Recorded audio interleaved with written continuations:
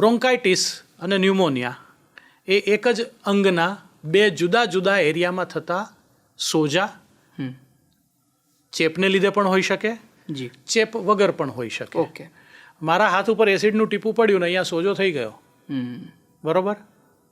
શ્વાસ નળીમાં મેં રાત્રે હું ઘરે આવ્યો અને કંઈક પાંદડા સળગાવ્યા કે કંઈક સળગાવ્યું ને એ ધુમાડો મારામાં ગયો. ઘણા લોકો તમને ખબર હોય તો પેલી મચ્છર ભગાવવાની જે એક ટીકડી આવે છે અને એ જ સળગાવે સીધી કે ફટાક દઈને બધા મચ્છર ભાગે. હવે એમાં એટલા જલદ કેમિકલ હોય ને જો એ કેમિકલ મારી શ્વાસનળીમાં ગયા તો એ મને સોજો કરી આપશે. બરાબર. એને ફેફસાના અંદરના કોષો સુધી સોજો આવે તો એને ન્યુમોનિયા નથી કહેવાતો, એને ન્યુમોનાઇટિસ કહેવાય છે. ન્યુમોનાઇટિસ એટલે નોન ઇન્ફેક્ટિવ કોન્સોલિડેશન, એટલે કે ફેફસાનું જામી જવું. બરાબર. વાયુકોષો જે હવાથી ભરેલા હોય એની જગ્યાએ દ્રવ્ય બને, એટલે એ ન્યુમોનાઇટિસ. કારણ કે એમાં કોઈ બેક્ટેરિયા ઇન્વોલ્વ થયેલો નથી, વાયરસ ઇન્વોલ્વ થયો નથી, ટીબી ઇન્વોલ્વ થયો નથી. રાઈટ.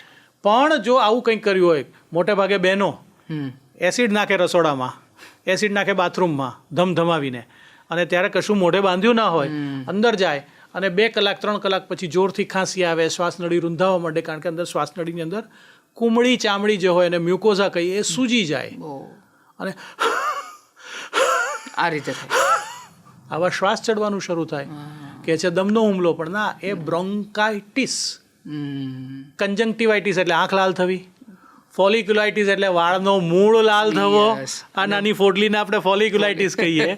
એવી રીતે બ્રોન્કાઇટિસ શ્વાસનળી, મોટી શ્વાસનળી જો સૂજે તો એને બ્રોન્કાઇટિસ.